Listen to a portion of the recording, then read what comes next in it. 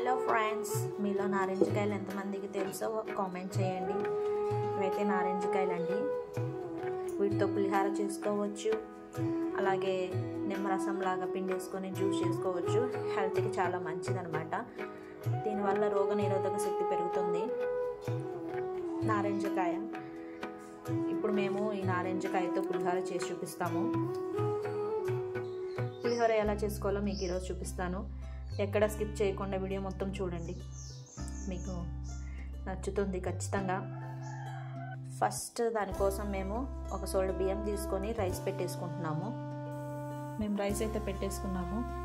ఇప్పుడైతే మేము ఒక నారింజ తీసేసుకొని దాన్ని హాఫ్గా కట్ చేసుకొని జ్యూస్ చేసుకుంటున్నాము.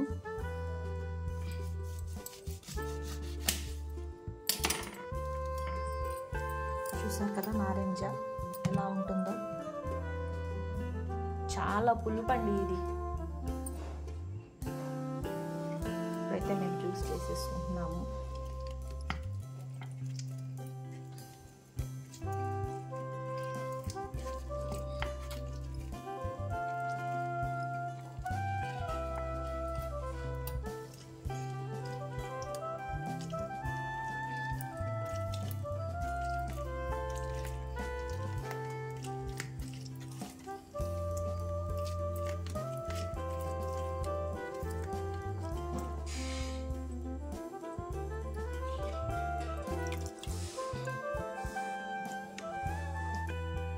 ఫ్రెండ్స్, నారింజ జ్యూస్ చూసారు కదా, మాకు ఒక కాయలోనే ఎంత వచ్చేసిందో. ఇది సరిపోతుంది. ఇప్పుడైతే మేము రైస్ వండేసుకున్నాము, దాన్ని ఒక ప్లేట్లోకి తీసేసుకుంటున్నాము.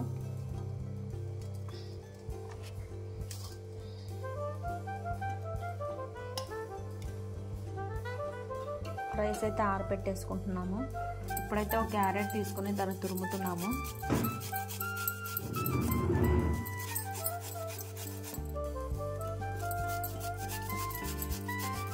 క్యారెట్ వేసుకున్నాము. తర్వాత దీంట్లో జీలకర్ర వేసుకుంటున్నాము రైస్లో.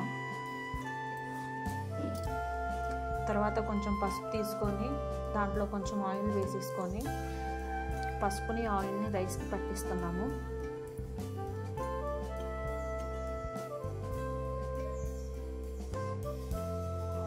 కొంచెం కరివేపాకు కూడా వేసుకుంటున్నాము. మొత్తం కలిపేస్తున్నాము.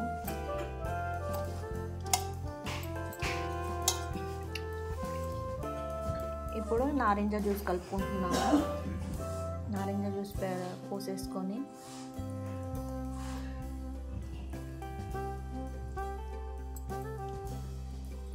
మళ్ళీ ఒకసారి కలుపుకుందాం.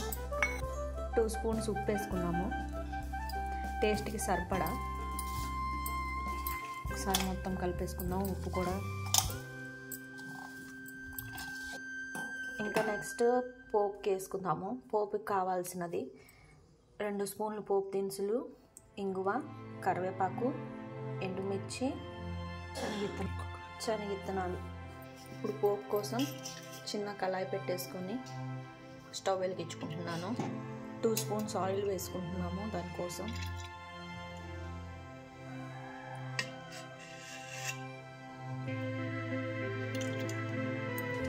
ఆయిల్ అయితే హీట్ ఎక్కింది.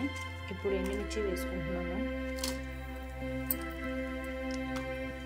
ఎండుమిర్చి వేసుకొని తిప్పుకోవాలి. తర్వాత 2 స్పూన్స్ తిరుమాకు గింజలు వేసుకుంటున్నాము.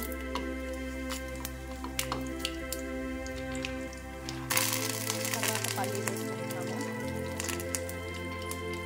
వేసుకొని కలిపేసుకోవాలి. అవి కొంచెం వేగాలి. పల్లీలు అయితే వేగిపోయినాయి. నెక్స్ట్ గ్యాస్ ఆఫ్ చేసేసుకొని దాంట్లో కరివేపాకు వేసుకొని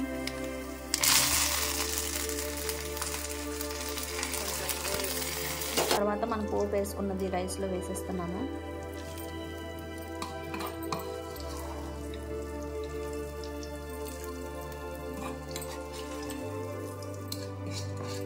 మొత్తం కలిపేసుకున్నాం.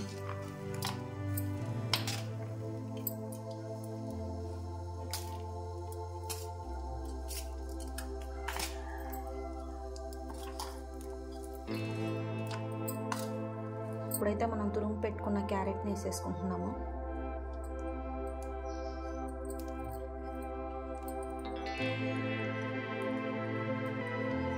ఒకసారి మొత్తం కలిపేసుకుందాం.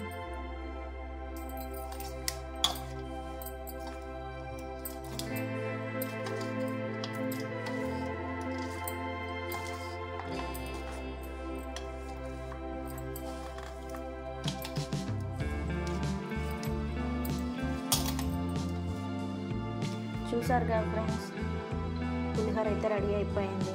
నారింజకాయతో ఎలా పులిహోర చేసుకోవాలో చూసారు కదా. చూడటానికి అయితే చాలా కలర్ఫుల్గా ఉంది. మీరు కూడా ట్రై చేయండి. స్మెల్ అయితే మంచిగా వస్తుంది. మీకు కనుక ఈ వీడియో నచ్చినట్లయితే లైక్ చేయండి, షేర్ చేయండి, సబ్స్క్రైబ్ చేసుకోండి. Thanks for watching.